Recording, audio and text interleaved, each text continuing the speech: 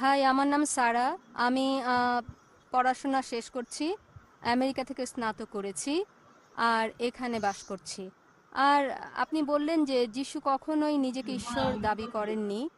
Bible মতে revolution অধ্যায় 1-এ বলেছেন, পুরো অধ্যায়টা পড়ছি না কারণ অনেক সময়ের দরকার, কিন্তু যিশু বলেছেন, আর তিনি বলেছেন, ভয় করো না, আমি প্রথম আর শেষ, আমি জীবন্ত একজন, আমি মৃত ছিলাম আর দেখো এখন জীবিত সর্বসময়ের জন্য, আমি জীবন মৃত্যু চাবি নিয়ে এসেছি।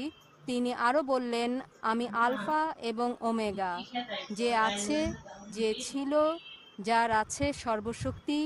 এগুলো ঈশ্বরের নাম, ওল্ড এবং নিউ টেস্টামেন্টে আছে। আর আমি দেখেছি বলা হচ্ছে যিশু ঈশ্বরের ঔরসজাত পুত্র নয়, আধ্যাত্মিকভাবে ঈশ্বরের পুত্র। বোন প্রশ্ন করলেন, উদ্ধৃতি দিলেন রেভেলেশন অধ্যায় 1 অনুচ্ছেদটা বলেননি, প্রথম 20টি অনুচ্ছেদ নিয়ে আপনি বলছেন।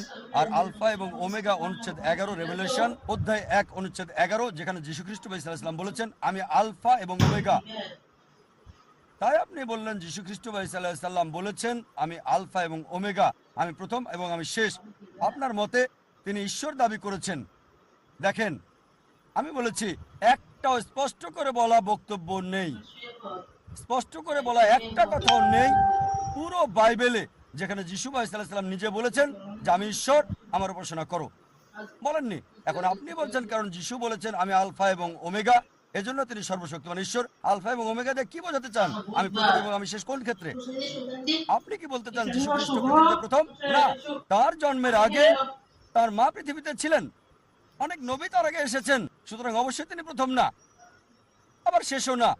বাইবেলের মধ্যে বলা হয়েছে নবী মোহাম্মদ সাল্লাম আসবেন, এটা আছে গসপেল অফ জন অধ্যায় 16 অনুচ্ছেদ 12 থেকে 14। আমার অনেক কিছু বলার আছে, কিন্তু তোমরা এখন তা সহ্য করতে পারবে না। যখন সত্যের আত্মা আসবে, সে তোমাদের নিয়ে যাবে সত্যের দিকে। নিজে কিছু বলবে না, সে যা শুনবে তোমাদের বলবে।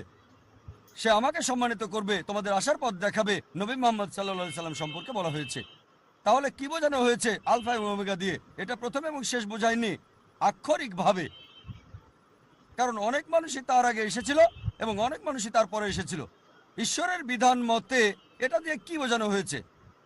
নবীগণ যাই বলেন ঈশ্বরের বিধান মতে সে প্রথম এবং শেষ। মুসা আলাইহিস সালামের সময়ে তিনি ছিলেন আলফা এবং ওমেগা। ঈশ্বরের বিধান এটাই ছিল নিয়ম, তিনি যা শিক্ষা দিতেন মানতে হতো।